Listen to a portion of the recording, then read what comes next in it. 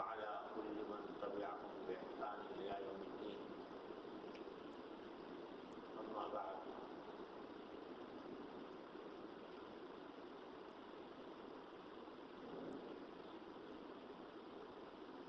حضرت فرماتے ہیں کہ اللہ تبارک و تعالیٰ کا ارشاد ہے وَمَا أُمِرُوا إِلَّا لِيَعْبُدُوا اللَّهَ مُخْلِصِينَ لَهُ الدِّينَ حُنَفَاءَ. اس کا ترجمہ یہ ہے کہ ان لوگوں کو یعنی اہل کتاب کو پچھلی کتابوں میں یہی حکم ہوا تھا کہ اللہ کی اس طرح عبادت کریں کہ عبادت اس کے لیے خاص رکھیں. اور رسول کریم صلی اللہ علیہ وسلم نے ارشاد فرمایا کہ ان اللہ لا ينظر الى صوركم واموالكم ولكن ينظر الى نیاتكم واعمالكم. یعنی حق تعالیٰ تمہاری صورتوں اور تمہارے مالوں کی طرف نظر نہیں فرماتے، لیکن حق تعالیٰ تمہاری نیتوں اور اعمال پر نظر فرماتے ہیں. اب حضرت فرماتے ہیں کہ اپنی طرف سے صرف اللہ تعالیٰ کے تقرب اور رضا کا قصد رکھنا اور مخلوق کی خوشنودی اور رضامندی یا اپنی کسی نفسانی خواہش کی آمیزش نہ ہونے دینا اخلاص ہے. اخلاص کے وجوداً اور عدماً 3 درجے ہیں. ایک یہ کہ فعل کے وقت غایت صحیح کا قصد ہو، یہ تو غایت اخلاص ہے اور یہی مقصود اور مرتبہ کمال کا ہے. دوسرے یہ کہ غایت فاسدہ کا قصد ہو، یہ بالکل اخلاص کے خلاف ہے. ایک یہ کہ کچھ بھی قصد نہ ہو، نہ غایت صحیح کا نہ غایت فاسدہ کا، بلکہ یوں ہی معمول کے مطابق ایک کام کر لیا. یہ درجہ بین ہے، اس کو اخلاص سے اتنا بعد نہیں جتنا دوسرے درجے کو بعد ہے. اس کی مثال یوں سمجھیے کہ ایک صورت تو یہ ہے کہ ہم نماز پڑھیں اور قصد یہ ہو کہ اللہ تعالی ہم سے راضی ہوں گے، اس کے سوا اور کوئی نیت نہ ہو.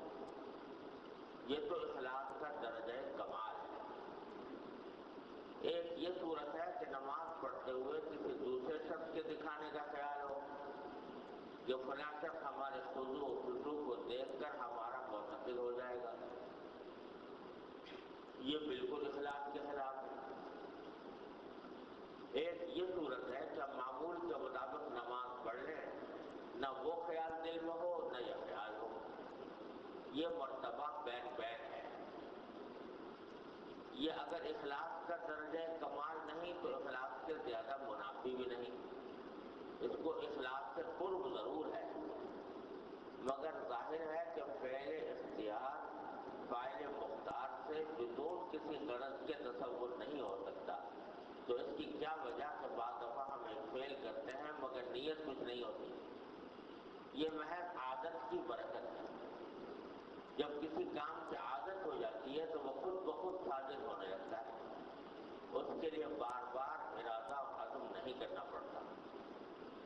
یہ مطلب نہیں کہ نماز کی نیت بھی نہیں ہوتی، بلکہ مطلب یہ ہے کہ کسی آیت پر نظر نہیں ہوتی، تکرار کی وجہ سے عادت ہو گئی، اور عادت کے بعد آیات کا لحاظ نہیں ہوا کرتا.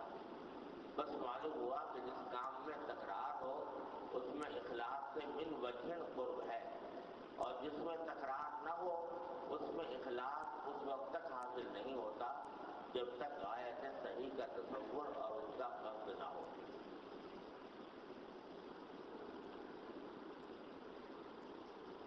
اس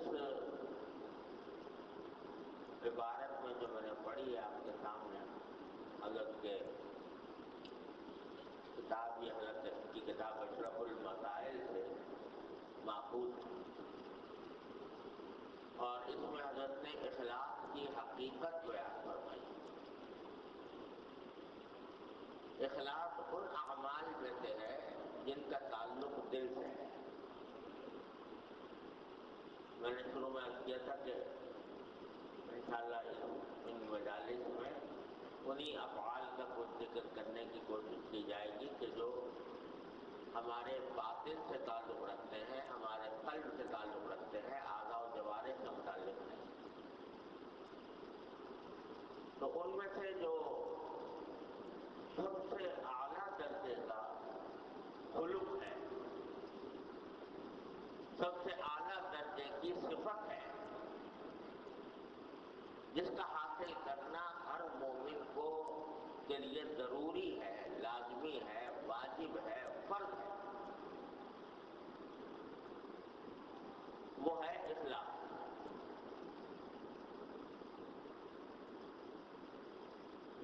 اس کی تحصیل ہر انسان کے ذمے فرض عین ہے، اور یہ وہ صفت ہے کہ جس پر تمام اعمال صالحہ کا دار و مدار ہے۔ انما الاعمال بالنیات۔ حضور اکرم صلی اللہ علیہ وسلم صاحب کا بتا دیا کہ تمام اعمال کا دار و مدار نیتوں پر ہے، لہذا نیت کا خالص ہونا، یعنی یہ نیت ہونا کہ میں جو کام کرنے جا رہا ہوں وہ اللہ تبارک و تعالیٰ کی خوشنودی کے سوا اس کا کوئی اور مقصد نہیں، مجھے صرف اللہ تعالیٰ کی خوشنودی چاہیے، اس مقصد سے کر رہا ہوں، اس کا نام ہے اخلاص۔ کہنے کو تو میں نے بھی کہہ دیا، آپ نے بھی سن لیا کہ ہر کام کے اندر اللہ تبارک و تعالیٰ کو راضی کرنے کی نیت ہونی چاہیے، لیکن شیطان اور نفس اور شیطان جو ہے انسان کے ساتھ لگے ہوئے، وہ اسی میں انسان کی راہ مارتے ہیں۔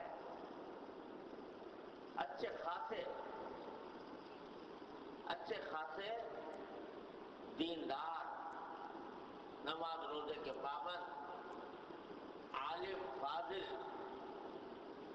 عابد، ان کی راہ شیطان اور نفس اس طرح آ کے مار دیتے ہیں کہ اخلاص کو ختم کر دیتے ہیں، یا اخلاص کے اندر ایسی چیز اندر داخل کر دیتے ہیں جس سے اس عمل کی روح ختم ہو جائے۔ اس واسطے یہ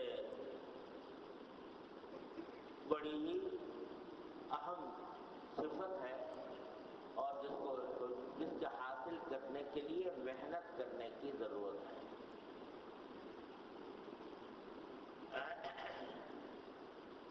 کہ میں جو کام بھی کروں وہ اللہ جل جلالہ کے لیے کروں۔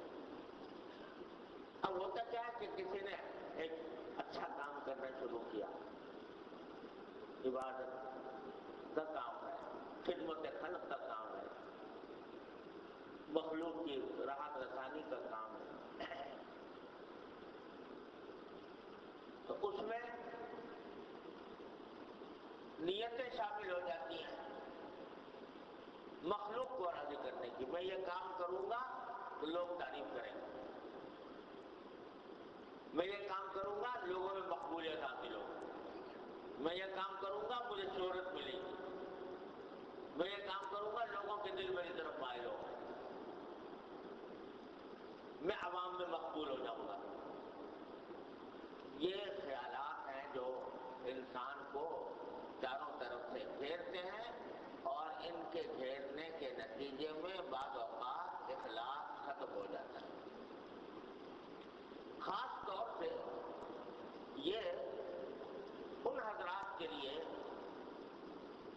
بہت ہی زیادہ قابل توجہ بات ہے جن کو عوام سے سابقہ پیش آتا ہے، دوسروں سے سابقہ پیش آتا ہے، اور دوسروں کی کوئی خدمت کرنے کا موقع ملتا ہے، کوئی علمی خدمت ہو، کوئی عملی خدمت ہو، وہ خدمت کرنے کا موقع مل رہا ہے جس کا تعلق بہت سارے لوگوں سے ہے، تو وہاں آ کر یہ نفس اور شیطان انسان کو حب جاہ میں مبتلا کرنے کے لیے دل میں یہ کہ یہ کام کروں گا تو یہ شہرت ہوگی، یہ کام کروں گا تو لوگوں میں مقبولیت ہوگی، لوگ خوش ہو جائیں گے، لوگوں کے اندر میرے بات کا چرچا ہوگا وغیرہ وغیرہ. یہ چیز ہے جو انسان کو خراب کرتی ہے، اخلاق کو ختم کر دیتی ہے. تو سب سے پہلے تو اس کی اہمیت سمجھنے کی ضرورت ہے کہ سارا کھیل جو ہے وہ اخلاص کا ہے.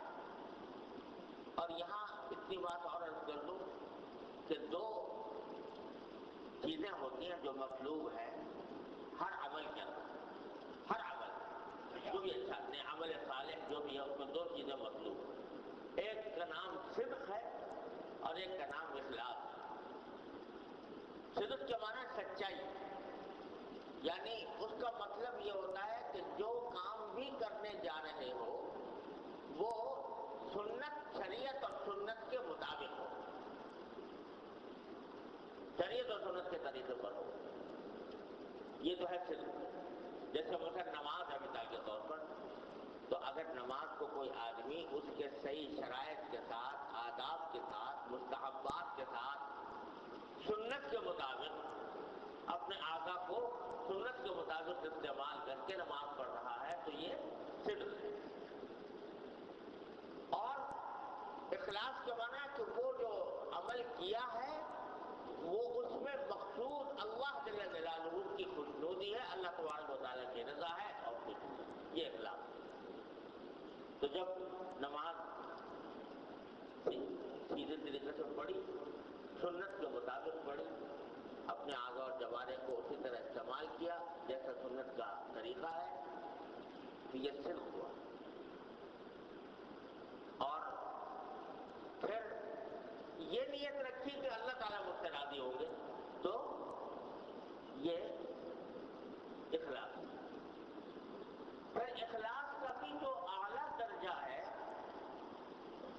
کمال کا جو درجہ ہے، وہ تو یہ ہے کہ ہونا بھی یہی چاہیے کہ جو عمل کرے آدمی اس کا مقصد صرف اللہ تبارک و تعالیٰ کو راضی کرنا ہو. اس کے عوض میں جنت ملے گی، اس کے عوض میں ثواب ملے گا، اور اس کے عوض میں جنت کے باغات ہوں گے اور نہریں بہ رہی ہوں گی اور پھل ہوں گے اور فروٹ ہوں گے اور حوریں ہوں گی اور غلمان ہوں گے. یہ سارے کے سارے تصورات، اصل بات تو یہ ہونی چاہیے تھی کہ یہ اخلاص کے مطابق نہ ہو، اخلاص کے منافی ہو، کیونکہ آدمی جو کچھ کر رہا ہے وہ تو اپنی لذتیں حاصل کرنے کے لیے کر رہا ہے، جنت میں لذتیں حاصل کرنے کے لیے. تو یہ تو بظاہر اخلاص نہ ہونا چاہیے تھا. اخلاص تو صرف اتنا ہونا چاہیے کہ اللہ تبارک و تعالیٰ مجھ سے راضی ہو جائے. اللہ تبارک و تعالیٰ مجھ سے راضی ہو جائے کیونکہ وہ میرا خالق ہے، وہ میرا مالک ہے، وہ میرا منعم ہے، وہ میرا محسن ہے. اس نے مجھے اپنی نعمتوں کے اندر، نعمتوں میں ڈبویا ہوا ہے. اس نے اپنی نعمتوں میں چاروں طرف سے میرے اوپر نعمتیں برس رہی ہے، تو اس کا حق یہ ہے کہ میں اس کی عبادت کروں. بس تو بندگی تو گدایا بشرتے ملک مکن کہ خواجہ خود رمی سے بندہ پروری دارت. وہ تو اس غرض سے کرے آدمی کہ اللہ تعالیٰ کو راضی کرنا. اگر جنتی کے لیے کرنا، یہ وہاں شہد کی نہروں کے لیے اور دودھ کی نہروں کے لیے اور شراب کی نہروں کے لیے اللہ تعالیٰ کی عبادت کی، تو وہ بظاہر تو اخلاص نہ ہوا کیونکہ لذتوں کا حصول مقصود ہے. لیکن اللہ جل جلالہ کا فضل و کرم ہے کہ اس نے، اگر کوئی شخص جنت کی نعمتوں کی خاطر عبادت کرے اس کو بھی اللہ تعالیٰ نے اخلاص میں شامل فرما دیا. اپنا فضل و کرم دیکھو، جہاں رمضان کی فضیلت آئی تو کیا فرمایا؟ من صام رمضان ایمانا واحتسابا غفر له ما تقدم من ذنبه. جو رمضان کے روزے رکھے، پہلی چیز تو ایمان کے ایمان کے معنی اللہ تعالیٰ کو راضی کرنے کی غرض ہے، جو اصل نیت ہے وہ ہو۔ پھر آگے کیا فرما دیا؟ واحتسابا، اور ثواب حاصل کرنے کے لیے بھی جو کرے تو اس کو بھی ہم تم اخلاصی میں شامل کر کے اس کو بھی مثبت فرما دیں۔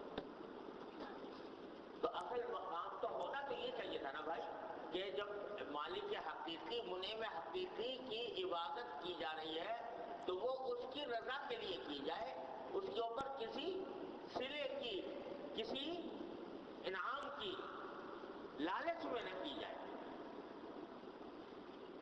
تو اسی لیے بعض صوفیاء کرام سے منقول ہے کہ جب انتقال کا وقت آیا تو جنت کے مناظر دکھائے گئے، یہ دکھانے کے لیے یہ جنت ملنے والی ہے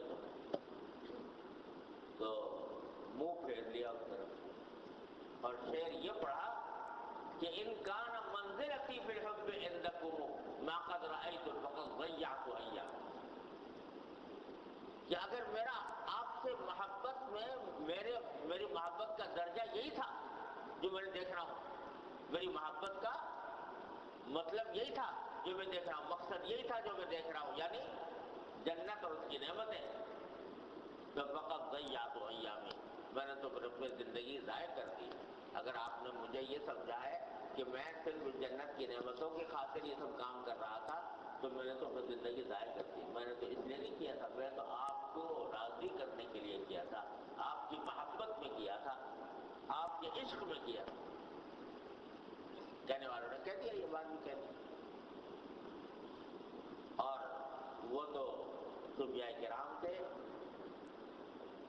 غالب بھی کہہ گیا اپنی شاعری میں کہ طاعت میں تا رہے نہ ماؤ انگ بھی کلاغ، طاعت میں تا رہے نہ ماؤ انگ بھی کلاغ، دوزخ میں ڈال دے کوئی لے کر بہشت کو۔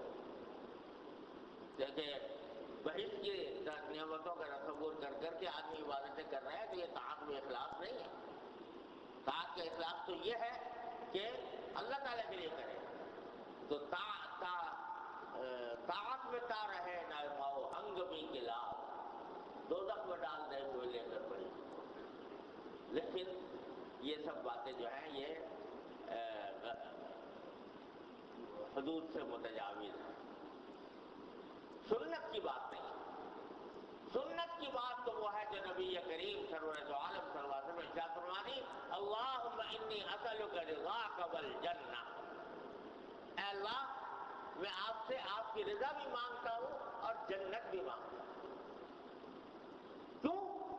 اس لیے کہ خود اللہ تعالیٰ نے کہہ دیا، اللہ تعالیٰ نے فرما دیا وفی ذالک فلیتنافس المتنافسون۔ جب جنت کی نعمتوں کا ذکر فرمایا، جنت کے حالات کا ذکر فرمایا، ان کی نعمتوں کا سورہ مطففین میں، تو آخر میں فرمایا وفی ذالک فلیتنافس المتنافسون۔ ارے یہ ہے وہ چیز جس میں لوگوں کو ایک دوسرے سے بڑھ چڑھ کر لالچ کرنا چاہیے۔ اللہ تعالیٰ فرما رہے ہیں کہ یہ ہے جنت کی وہ نعمتیں جن میں ایک دوسرے سے بڑھ چڑھ کر لالچ کرنا چاہیے، فی ذالک فلیتنافس المتنافسون۔ تو جب وہ خود کہہ رہے ہیں کہ لالچ کرو تو ہم متقی بن جائیں، ہم یہ کہیں کہ نہیں جی ہمیں حرص نہیں ہے جنت کی نعمتوں کی۔ ارے جب وہ خود کہہ رہے ہیں کہ میری رضا اس میں ہے کہ تم میری ان نعمتوں کی لالچ کرو، تو ہم تو بڑھ چڑھ کر لالچ کرنے کا ہمیں حکم دیا گیا ہے۔ ہم کون سے ایسے اخلاص کے اس درجے پر پہنچے کہ جہاں ان چیزوں کی طرف التفات ہی نہ ہو۔ جب وہ فرما رہے ہیں کیوں طمع خواہد زمن سلطان دین، کیوں طمع خواہد زمن سلطان دین، خاک بر فرق قناعت بعد دین۔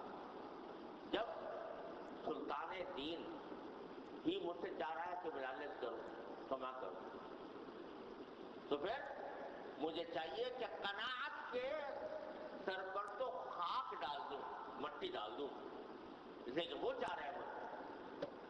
تو سنت کا مقام یہ ہے، یہ عبدیت کا اعلیٰ ترین مقام، عبدیت کا اعلیٰ ترین مقام ہے جو نبی کریم صلی اللہ علیہ وسلم۔ فرق اتنا ہے کہ مانگتے ہم بھی ہیں جنت، اور ہم بھی تصور کرتے ہیں جنت کا اور اس کی نعمتوں کا اور اس کی لذتوں کا، اس کی راحتوں کا، لیکن ہمارا ان لذتوں میں مقصود اصلی ہی لذت ہے، بس لذت ہی لذت ہے، راحت ہی راحت، آرام ہی آرام، مقصود وہی ہے۔ اور اس لیے ہم ان نعمتوں کی لالچ کرتے ہیں کہ یہ ہمیں مزہ آئے گا، وہاں پر مزہ آئے گا، لذت ہوتے لوگ مزے کی ہی خاطر کرتے ہیں۔ اور جب حضور نبی کریم صلی اللہ علیہ وسلم جنت مانگتے ہیں، انی اسألک رضاک والجنہ، تو وہ اس وجہ سے نہیں کہ وہ نعمت، وہ لذتیں ہی لذتیں ہیں، بلکہ اس لیے کہ وہ لذتیں عنوان ہیں، مظہر ہیں اللہ تبارک و تعالیٰ کی رضا کا، اس کے وجودی، اس لیے وہ اس کی مانگ ہے۔ یہ فرق ہوتا ہے ایک عامی اور ایک عارف، دیکھنے میں ایک جیسے لگتے ہیں دونوں، لیکن حقیقت میں زمین آسمان کا فرق ہوتا ہے۔ بہرحال تو ہم تو بھائی سیدھے سیدھے سنت کا طریقہ یہی ہے، ہم اس اخلاص کے اعلیٰ ترین مقام پر کہ ہم جنت کی بھی پرواہ نہ کریں اور اللہ تبارک و تعالیٰ کی رضا۔ ارے دونوں چیزیں لازم و ملزوم ہیں۔ اللہ تعالیٰ کی رضا مقصود ہے تو اللہ تعالیٰ کی رضا اس میں ہے کہ فی ذالک فلیتنافس المتنافسون، اللہ تعالیٰ کی رضا اس میں ہے کہ مانگو اللہ تعالیٰ سے جنت، مانگو اللہ تعالیٰ سے نعمتیں، مانگو اللہ تعالیٰ سے راحتیں، جنت کی راحت۔ تو اس واسطے دونوں میں کوئی تضاد نہیں، کوئی منافات نہیں۔ تو اب یہ کر رہا تھا کہ اللہ تبارک و تعالیٰ کی رحمت یہ ہے کہ جانتے بندے جو ہیں ہمارے کمزور ہیں، یہ کمزور بندے جو ہیں ان کو جب صرف رضامندی اللہ تعالیٰ کی رضامندی، اللہ تعالیٰ کی رضامندی جب ایک مجرد قسم کا تصور ان کے ذہن میں آئے گا تو اس کی طرف یہ شاید ان کا دل چل نہیں پائے گا۔ لہذا اس رضامندی، اللہ تعالیٰ نے اپنی اس رضامندی کو ایک شکل عطا فرما دی، جنت کی شکل، جس کی طرف بندے راغب ہو، جس کی طرف بندوں کو شوق ہو، اور کہہ دیا کہ ہاں خوب شوق کرو اس کا، ہاں خوب لالچ کرو اس کی، ایک دوسرے سے آگے بڑھ کر اس کو آگے دو، سارعوا الی جنت عرضها السماوات، سابقوا الی جنت عرضها السماوات والارض، دوڑو اس کی طرف، ایک دوسرے سے بڑھ کر کے دوڑو، ریس لگاؤ وہاں تک پہنچنے کے لیے۔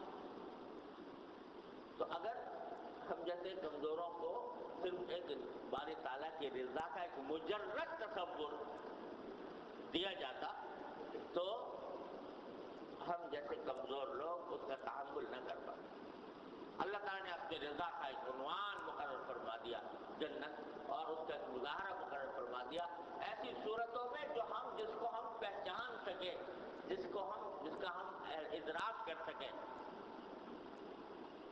ارے جنت کی جو نعمتیں ہیں، ہم تو یہاں اصل بات تو وہ ہے جو نبی کریم صلی اللہ علیہ وسلم نے ارشاد فرمائی ہے کہ ما لا عین رأت ولا اذن سمعت ولا خطر علی قلب بشر، آج تک کسی آنکھ نے دیکھی نہیں، کسی کان نے سنی نہیں، کسی بشر کے دل پر ان کا واہمہ بھی نہیں گزرا۔ اصل تو وہ ہے، لیکن اللہ تعالیٰ جھلکیں دکھا رہے ہیں قرآن شریف، وہ جنت کی جھلکیں اللہ تعالیٰ دکھا رہے ہیں، پیالے ہوں گے اور شراب ہوگی اور نہریں ہوں گی اور اس کے اندر دودھ کی نہریں ہوں گی اور شہد کی نہریں ہوں گی اور خمر لذت للشاربین، ایسی شراب جس میں وہ نشہ تکلیف نہیں ہوگی نشے کی، اور جو لذت والی ہوگی اس کی نہریں ہوں گی، اور اس میں پھل ہوں گے، اس میں کھجور ہوگی، اس میں انار ہوں گے، اور اس میں شاخیں لٹکی ہوئی ہوں گی، اس سے توڑ لیا کرو، اور یہ بیٹھے ہوں گے اونچی اونچی نشستوں کے اوپر تکیے لگائے ہوئے بیٹھے ہوں گے، ایک دوسرے کے سامنے بیٹھے، یہ سب نقشے اللہ تعالیٰ کھینچ رہے ہیں ہماری سمجھ کے قریب لانے کے لیے، ورنہ وہ پھل جو وہاں کا پھل ہے اس کو اور دنیا کے پھل کو کوئی نسبت نہیں ہے،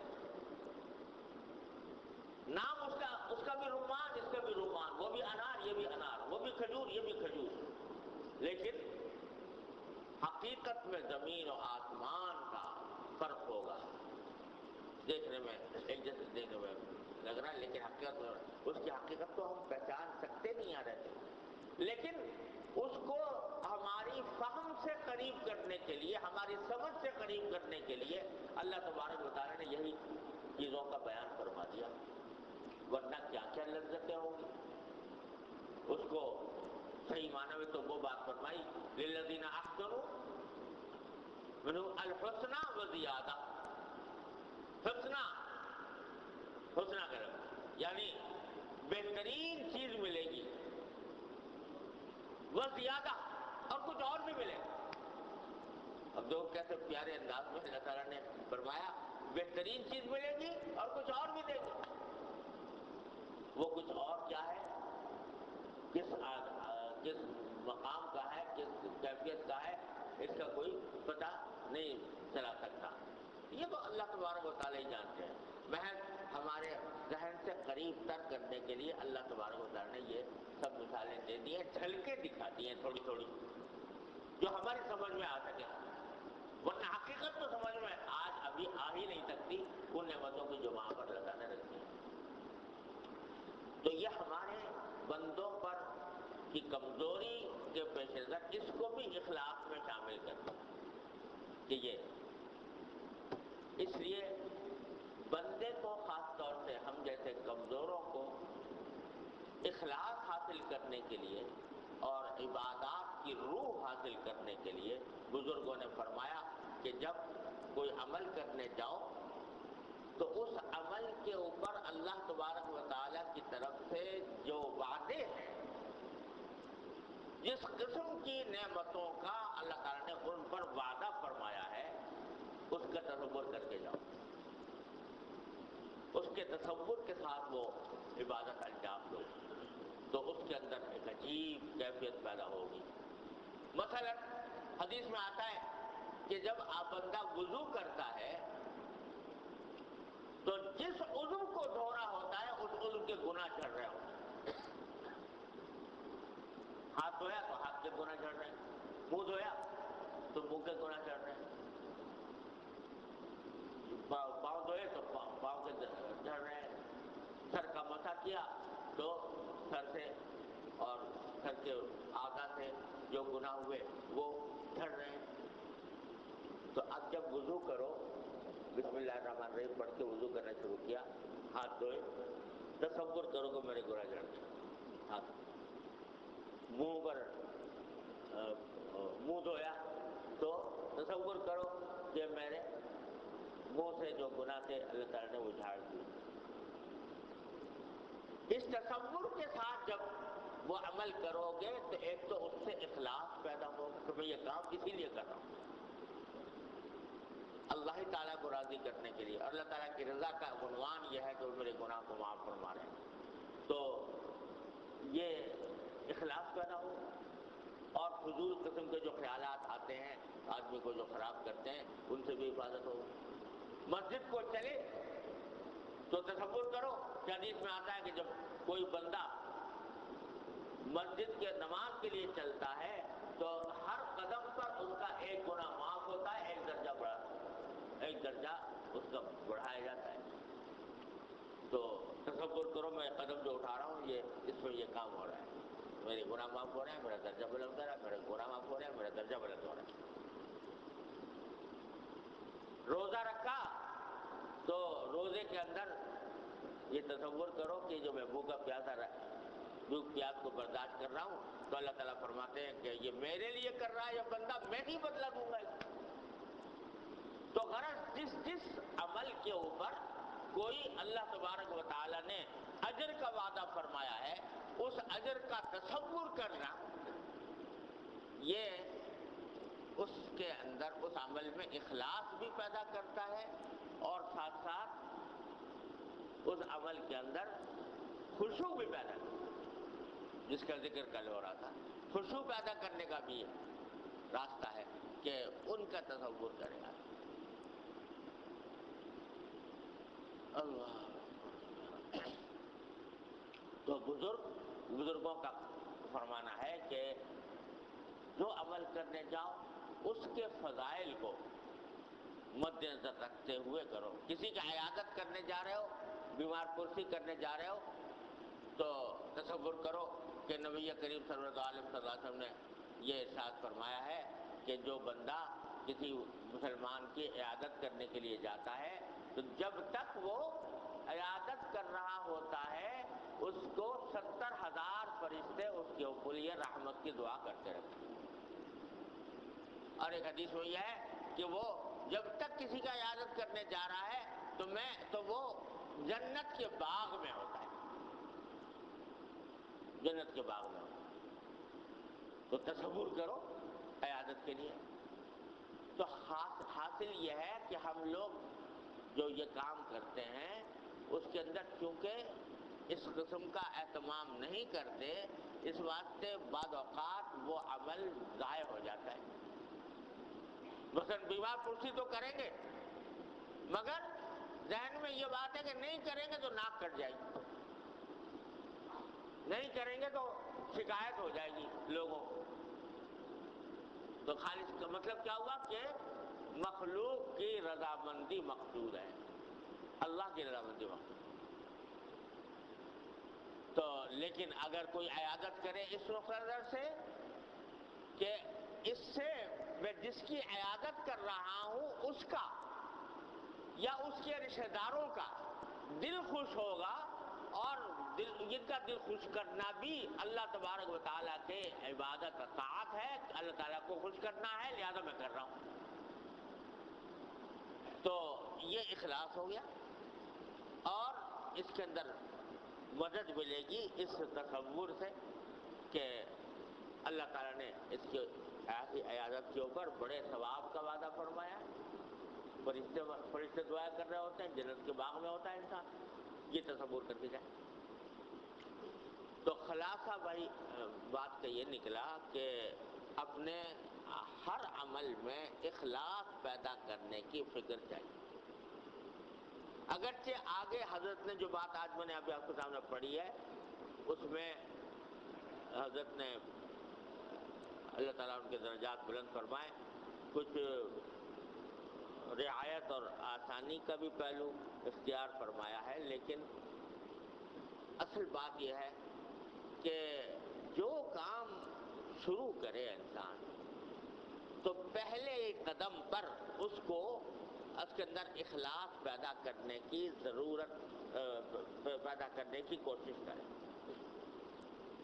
دل میں یہ ارادہ لائے کہ یہ کام کرنے جا رہا ہوں تو میرا مقصود اللہ کو راضی کرنا ہے اور کچھ نہیں۔ ضرورت اس بات کی ہے کہ شروع میں کم از کم شروع میں ہر نماز کے شروع میں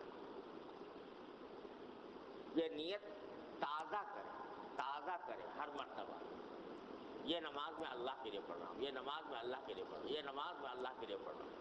انی وجہت وجہی للذی فطر السماوات والارض حنیفا وما انا من المشرکین، اسی لیے فرمایا گیا کہ شروع میں پڑھ لیا کرو، نماز شروع کرنے سے پہلے پڑھ لیا کرو، انی وجہت وجہی للذی فطر السماوات والارض حنیفا وما انا من المشرکین، تاکہ نیت بھی اثر نو تازہ ہو جائے ہر نماز کے شروع۔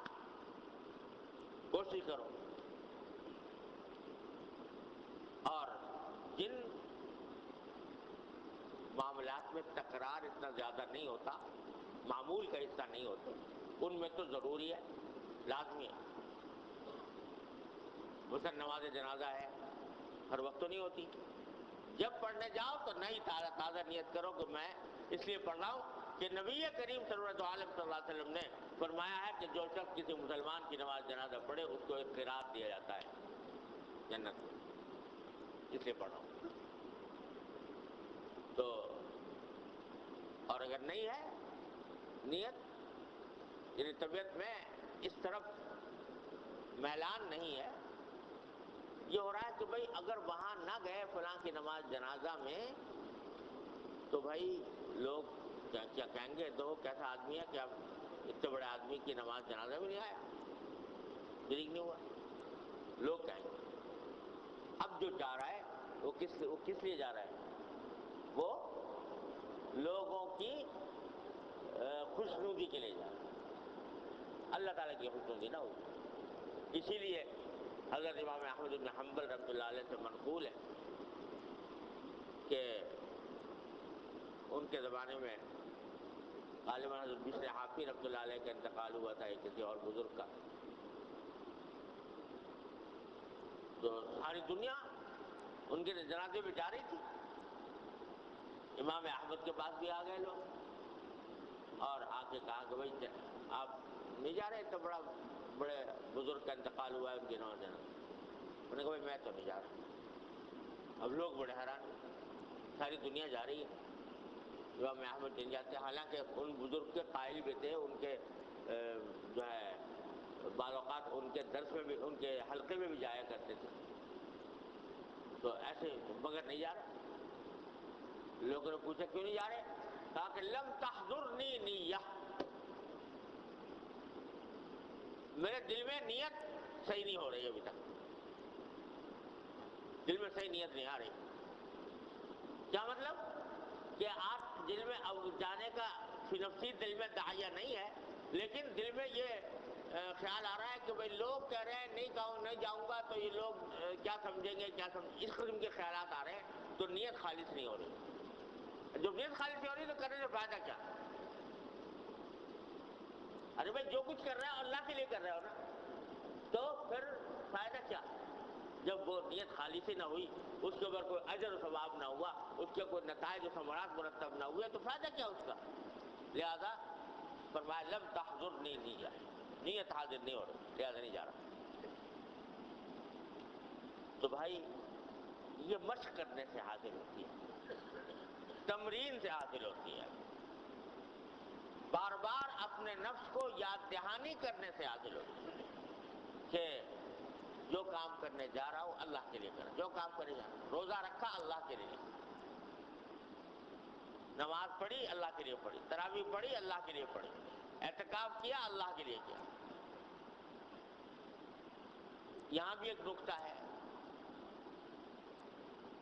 نقطہ کیا ہے؟ وہی اسی اصول کا جزیہ ہے، اعتکاف ہے، وہ سنت مؤکدہ علی الکفایہ ہے، اور اللہ تبارک و تعالیٰ جتنی زیادہ توفیق دے اس کا فضل و کرم ہے، اس کا انعام ہے۔ لیکن یہاں پر بھی بعض اوقات نفس اور شیطان راستے سے بھٹکانے کی کوشش کرتے ہیں کہ اگر میں اتنے سال سے اعتکاف کر رہا ہوں، اگر اس سال نہیں کروں گا تو لوگ کیا سمجھیں گے؟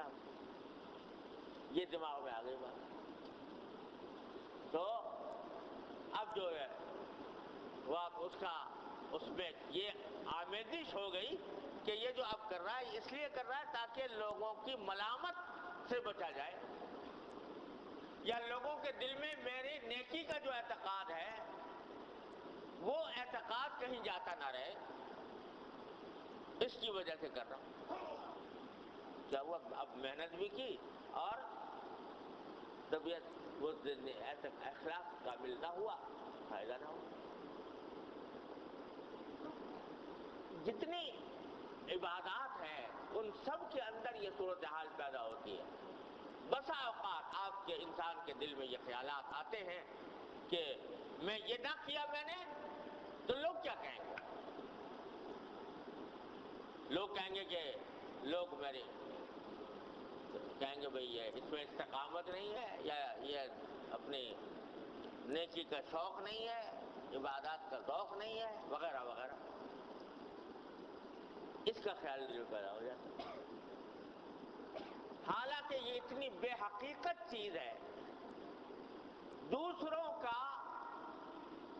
کے کہنے سننے کی پرواہ کرنا، یہ اتنی بے حقیقت چیز ہے کہ اگر اس چکر میں پڑے رہو تو کبھی زندگی میں تمہیں راحت نہیں مل سکتی. کیوں؟ اس لیے کہ اس کا سارا دار و مدار دوسرے کی سمجھ پر ہے، دوسرے کی زبان پر ہے. دوسرا کیا سمجھ رہا ہے مجھے، اور دوسرا کیا بول رہا ہے میرے بارے میں، دوسرے کے اوپر واقف. وہ دوسرے کا نہ سمجھ تمہارے اختیار میں، نہ اس کی زبان تمہارے اختیار میں. اور اس فکر میں پڑ گئے کہ یہ کیا سمجھے گا اور کیا بولے گا. اپنے اختیار میں کچھ ہے نہیں. اور اب وہ تو بندے کی سمجھ ہے، بندے کی سمجھ ہے. ایک بندے کی سمجھ ہے، اس نے تمہیں اچھا سمجھ لیا. دوسرے بندے کی سمجھ ہے، اس نے تمہیں برا سمجھ لیا.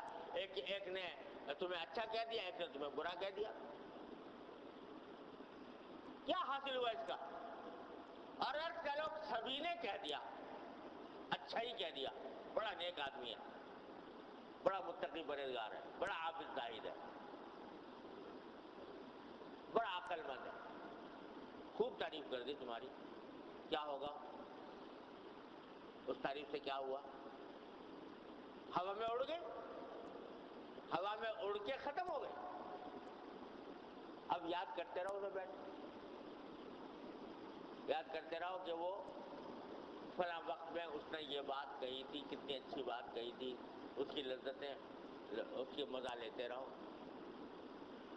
وہ دوبارہ لوٹ کے آنے والی تو ہے نہیں. اور تم اس سے خود جا کے درخواست کرنے سے رہے کہ بھئی آپ نے بڑی اچھی بات کہی تھی، ذرا ایک مرتبہ پھر ارشاد فرمائیے. ایک مرتبہ ذرا اس سے بڑا لطف آیا تھا تو ایک مرتبہ پھر مجھے فرما دیجیے تاکہ میرا بھی مزہ آ جائے. ایک دو مرتبہ دوبارہ اسے جا کے درخواست کرنے سے رہے. کیونکہ جس دن درخواست کر لی اسی دن حقیقت کھل جائے گی. کہ جس دن درخواست کر لی کہ بھئی آپ نے میری جو تعریف کی تھی، یہ بڑے اچھا کلمہ آپ نے فرمایا تھا اور بڑا اس سے لطف آیا تھا، ایک مرتبہ مجھے پھر ذرا سنا دیجئے، مقرر ارشاد ہو جائے. تو جس دن آپ نے اس سے یہ فرمائش کر لی، اس دن سارا بخیہ ادھر جائے گا اور حقیقت واضح ہو جائے گی کہ یہ حضرت ان کی حقیقت یہ ہے کہ ہر وقت اپنی تعریف کے چکر میں رہتے. تو اتنی بے حقیقت چیز ہے. اگر کر بھی دی کسی نے تو ہوا میں اڑ گئی، اور ہوا میں اڑ کر غائب ہو گئی، واپس نہیں آ سکتی. بس تصور میں بیٹھے رہو کرتے ہوئے کہ وہ فلاں شخص نے فلاں وقت میں کتنی اچھی بات کہی تھی، اس میں کیسا لطف آیا تھا، اسی کو سوچتے رہو. بس اتنا ہی ہوگا نا، یہی فائدہ ہوگا، اور کیا ہوگا. آخرت میں تو اس کی تعریف کا کچھ ملنے والا نہیں. تو حاصل کیا؟ کچھ بھی نہیں. اور اگر اللہ کے لیے کر رہے ہو، اللہ تعالیٰ کی خوشنودی کے لیے کر رہے ہو، تو بل باقیات الصالحات خیر عند ربک ثوابا وخیر عملا. یہ ہے باقی رہنے والی چیز. وہ تو فنا ہو گئی وہ تعریف. بل باقیات الصالحات، وہ نیک عمل جو باقی رہنے والے ہیں، وہ اخلاص والے ہیں، وہ ہیں اپنے پروردگار کے نزدیک رہنے والے، وہ خیر عملا، جن سے آدمی امید بھی باندھ سکتا ہے. ہمارے حضرت والا شعر پڑھا کرتے تھے، یاد رکھنے کا ہے. فرماتے تھے کہ ایک سرد ہو جاتی ہے جس سے حب، سرد ہو جاتی ہے حب جاہ دنیا جس کے بعد، سرد ہو جاتی ہے حب جاہ دنیا جس کے بعد، ایک ذرا سی بات ہے اے دل کہ پھر کیا اس کے بعد. یعنی یہ جو شہرت کی خواہش ہو رہی ہے، لوگوں میں مقبولیت کی خواہش ہو رہی ہے، لوگوں کی تعریف کی خواہش ہو رہی ہے، یہ خواہش جو ہے، یہ خواہش ٹھنڈی پڑ جائے گی ایک ذرا سی بات سے. کیا؟ کہ سوچو کہ پھر کیا اس کے بعد، اگر یہ سب لوگ تعریف کر بھی دیں، سب لوگ میرے قائل ہو بھی جائیں، میرے معتقد ہو بھی جائیں، پھر کیا اس کے بعد؟ ان کے کہہ دینے سے تو جنت ملنے سے رہی، جنت تو کس کے کہنے سے ملے گی؟ جو وہاں پہنچو تو وہ یہ کہے کہ یا ایتھا النفس المطمئنہ ارجعی الی ربک راضیۃ مرضیہ فادخلی فی عبادی وادخلی جنتی، تب فائدہ ہوگا، لوگوں کے کہنے سے کیا ہوگا؟ ہاں یہ ضرور ہے کہ حدیث میں یہ بھی آتا ہے کہ لوگ شہداء اللہ فی الارض ہیں، یعنی اگر کسی بندے کی کے حق میں لوگ گواہی دیتے ہیں تو یہ بھی اللہ اس بات کی علامت ہوتی ہے کہ اللہ تعالیٰ نے اس کو توفیق عطا فرمائی ہے، لیکن یہ ہوتا اسی وقت ہے جب اس نے اخلاص کے ساتھ عمل کیا ہو، تو خود بخود لوگوں کے اندر ایک اس کی اچھائی پہنچ جاتی ہے، وہ گواہی دینے لگتے ہیں، تو اس سے بھی فائدہ ہو جاتا ہے۔ لیکن براہ راست اس کو مقصود جو بنائے گا وہ سوائے اس کے کہ بے فائدہ کام کرے گا اور کچھ بھی نہیں۔ تو حضرت کوشش اس بات کی شروع میں تو کرنی، ہر عمل کے شروع میں نیت کا استحضار، نیت کا دھیان کہ میں اللہ کے لیے کر رہا ہوں، کہ میں اللہ کے لیے کر رہا ہوں، کہ میں اللہ کے لیے کر رہا ہوں، اس کی رٹ لگا کر آدمی چلے تو انشاءاللہ پھر اخلاص کی دولت حاصل ہوگی۔ اور یہ اخلاص صرف عبادات ہی میں نہیں، زندگی کے ہر نقل و حرکت اس میں بھی اخلاص، بیوی بچوں سے بات ہو رہی ہے تو اس میں بھی اخلاص کہ میرے اللہ نے مجھ پر حق عائد کیا لہذا میں یہ کام کر رہا ہوں، کھانا کھا رہا ہوں اس میں بھی اخلاص، یہ اللہ کے لیے اللہ نے میرے نفس کا حق رکھا ہے میں اس کا ادا کر رہا ہوں، اس میں اخلاص۔ اور بازار سے خریداری کر رہے ہو تو اس میں بھی یا سنت کے مطابق کر رہا ہوں، نبی کریم صلی اللہ علیہ وسلم کے اسوے کے مطابق کر رہا ہوں، اس میں بھی اخلاص۔ غرض زندگی کا کوئی کام ایسا نہیں ہے جس میں میرے حضرت کی بات آخر میں عرض کر کے آج کی بات ختم کرتا ہوں۔ حضرت فرماتے تھے کہ صبح کو فجر کی نماز کے بعد، ہر فجر کی نماز کے بعد ایک مرتبہ اجمالی طور پر دن بھر کی جتنی سرگرمیاں ہونے والی ہیں ان کا تصور کر کے ان میں نیت درست کر دو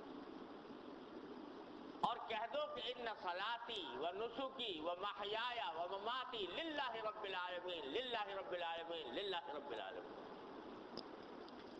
تصور کرو آج میں کیا کیا کام مجھے پیش آنے والے ہیں، ان کاموں کا تصور کرو اور اس کے اندر کو جو بہتر نیت ہوتی چاہیے وہ نیت کرو۔ ملازمت پہ جاؤں گا یا اللہ اس لیے جاؤں گا کہ میرے ذمے کچھ حقوق ہیں ان کو ادائیگی کرنی ہے، اس کے لیے مجھے کمائی کرنی ہے، میں اس کے لیے جا رہا ہوں۔ جس ملازمت پر جا رہا ہوں اس کا تعلق اگر لوگوں سے ہے، عوام سے ہے، تو یا اللہ اس لیے جا رہا ہوں کہ ملازمتیں تو اور بھی ہو سکتی تھی لیکن اس لیے کر رہا ہوں تاکہ اس سے آپ کی مخلوق کی خدمت ہو، وغیرہ وغیرہ۔ ایک بنیادی تصور ایک سارے دن کی سرگرمیوں کا کر کے یہ کہہ دو ان صلاتی و نسکی و محیای و مماتی للہ رب العالمین للہ رب العالمین، دو تین مرتبہ تصور کر کے اچھی طرح کہہ دو۔ اب سارے دن کے کاموں میں نیت درست ہو گئی۔ اب کیا کرو؟ ساتھ میں دعا بھی کر لو۔ دعا وہ سب سے اچھی دعا وہ ہے جو نبی کریم صلی اللہ علیہ وسلم نے فرمائی کہ اللہم ان قلوبنا ونواصینا وجوارحنا بیدک لم تملکنا منها شیئا فاذا فعلت ذلك بنا فکن انت ولینا واہدنا الی سواء السبیل۔ ترجمہ اس کا یہ ہے کہ اے اللہ ہماری پیشانیاں اور ہمارے اعضاء جو کچھ بھی ہیں سب آپ کے قبضے قدرت. آپ نے ان میں سے کسی چیز کا ہمیں مالک نہیں بنایا. مالک تو آپ ہیں، ہماری پیشانی کے بھی مالک، ہمارے دلوں کے بھی مالک، ہمارے اعضاء کے بھی مالک، ہمارے ذہن اور دماغ کے بھی مالک. تو جب یہ بات ہے فَإِذَا فَعَلْتَ ذَلِكَ بِنَا فَكُنْ أَنْتَ وَلِيَّنَا، تو اللہ بس اب آپ ہی ہمارے ان اعضاء کے ولی بن جائیے. دل کے بھی ولی، ولی سے مراد سرپرست، نگراں، کارساز. تو آپ ہمارے سارے ان اعضاء کے نگراں بن جائیے کہ آپ ہی چلائیے ان کو. میرے دل کو بھی آپ ہی چلائیے، میرے اعضاء کو بھی آپ ہی چلائیے، اور سارے کام اپنی رضا کے مطابق کرائیے. یہ مانگ لو صبح کو. اللہم انا قلوبنا ونواصینا وجوارحنا بیدک لم تملک منا منہا شیئا فاذا فعلت ذلک بنا فکن انت ولینا واہدنا الی سواء السبیل. ہمیں سیدھے راستے کی ہدایت دے دیجیے. اور اللہم انک سألتنا من انفسنا ما لا نملکہ الا بک فاعطنا منہا ما یرضیک عنا. اے اللہ، آپ نے ہم سے ان چیزوں کا مطالبہ فرمایا ہے جس کو ہم ادا نہیں کر سکتے آپ کی توفیق کے بغیر. تو اللہ وہ توفیق ادا فرمائے. یہ دعائیں کر لو. ایک طرف نیت صحیح ہوئی، ان صلاتی و نسکی و محیا و مماتی للہ رب العالمین، انشاءاللہ اخلاص پیدا ہوا. اور آئندہ اس کاموں کو درست کرنے کے لیے ان میں صدق اور اخلاص کا بقا کے لیے دعا مانگ لو اللہ تعالیٰ سے کہ یا اللہ یہ کر تو لیا میں نے، لیکن مجھے اس پر ثابت قدم رکھیے.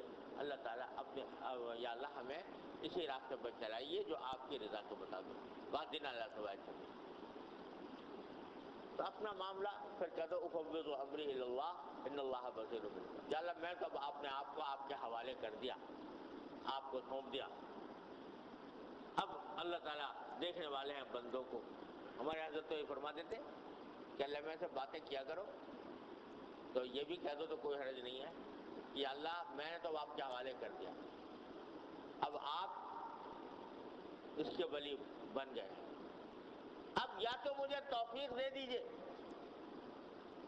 طاعات کی اور گناہوں سے بچنے کی، یا پھر مجھ سے مواخذہ نہ فرمائیے، یا پھر مجھ سے میری پکڑ نہ کیجیے گا، میں نے تو آپ کے حوالے کر. بس یہ کر کے اللہ پھر کوشش کرو، کام کرو اور چلتے جاؤ چلتے جاؤ. انشاءاللہ اللہ تعالیٰ کی طرف سے عبادت ہوگی. اور پھر بھی اگر کہیں اپنے نفس اور شیطان کے دام میں آ کے بہک گئے تو انشاءاللہ توبہ کی توفیق ہو، استغفار کی توفیق ہو، پھر دوبارہ رجوع کی توفیق ہو. تو اپنے آپ کو حوالے کر کے جاؤ اللہ تبارک و تعالیٰ. اللہ تعالیٰ اپنے رحمت سے، اپنے فضل و کرم سے مجھے آپ کو سب پر عمل کرنے کی توفیق عطا فرمائے. اللہم صلی علی سیدنا مولانا محمد وعلی آل محمد کما صلیت علی ابراہیم وعلی آل ابراہیم انک حمید مجید. ربنا ظلمنا انفسنا وان لم تغفر لنا وترحمنا لنكونن من الخاسرين. ربنا آتنا في الدنيا حسنة وفي الآخرة حسنة وقنا عذاب النار. اللهم اهدنا وسددنا وقنا شرور انفسنا. اللهم اعزم لنا على رشد امرنا. اللهم الهمنا رشدنا واعزم لنا على رشد امرنا. اللهم الهمنا رشدنا واعزم لنا على رشد امرنا. یا اللہ ہر طرح کے شر و فتنے سے ہماری حفاظت فرما، ہر طرح کی معصیتوں و منکرات سے ہماری حفاظت فرما. یا اللہ ہمیں اخلاق فاضلہ عطا حاصل کرنے کی توفیق عطا فرما، رذائل سے ہمیں محفوظ فرما. اللہ یا اللہ تمام حاضرین کو ان کے تمام جائز مقاصد میں کامیابی عطا فرما. اللہم انا نسألک من خیر ما سألک من عبدک و نبیک سیدنا محمد صلی اللہ علیہ وسلم ونعوذ بک من شر ما استعاذک من عبدک و نبیک سیدنا محمد صلی اللہ علیہ وسلم. ربنا تقبل منا انك انت السميع العليم وتب علينا انك انت التواب الرحيم. وصلى الله تعالى على خير خلقه سيدنا مولانا محمد وعلى اله وصحبه اجمعين. آمين.